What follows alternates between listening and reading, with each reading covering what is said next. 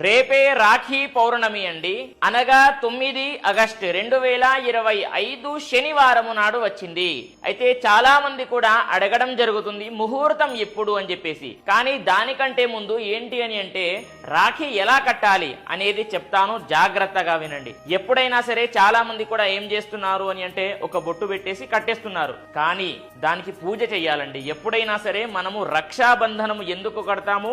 ఆ సంవత్సరం అంతా కూడా అతను రక్షగా ఉండడానికి, ఆ యొక్క రక్ష పని చేస్తుంది, రక్షిస్తుంది, అందుకే కడతాము. మరి అలానే కట్టేస్తే ఎలా? ఒక చిన్న మంత్రము చెప్తాను, ఆ మంత్రము చెప్పుకుంటూ కట్టండి. అదే విధంగా దానిపైన పసుపు కుంకుమ అక్షంతలు వేసి కట్టేసేయండి. ఆ మంత్రము ఏంటి అని అంటే ఏన బద్ధో బలీరాజా దానవేంద్రో మహాబలః తేనత్వామభిబధ్నామి రక్షేమాచలమాచల అనేటటువంటి ఈ మంత్రాన్ని చెబుకుంటూ ఆ యొక్క రాఖీని కట్టేసేయాలి. అదే విధంగా చాలా మంది కూడా ముహూర్తం ఎప్పుడు అని చెప్పేసి అడుగుతున్నారు. చూడండి, పోయినసారి మనకు భద్రాకరణం వచ్చింది, అందుకే మనము ముహూర్తం పాటించాము. ఇప్పుడు ముహూర్తం అవసరం లేదు, మీరు యథావిధిగా ఎప్పుడైనా సరే కట్టుకోవచ్చు. శ్రావణ మాసం అద్భుతం, మహాద్భుతం, బ్రహ్మాండం, మహాబ్రహ్మాండం. ఎప్పుడైనా గుర్తుపెట్టుకోండి, తిథి వార నక్షత్రాలు టైమింగ్ తోని పని లేదు, అందులో పౌర్ణమి అసలు అవసరమే లేదు అనేది ప్రతి ఒక్కరికి కూడా తెలియజేస్తూ స్వస్తి, సర్వే జనాః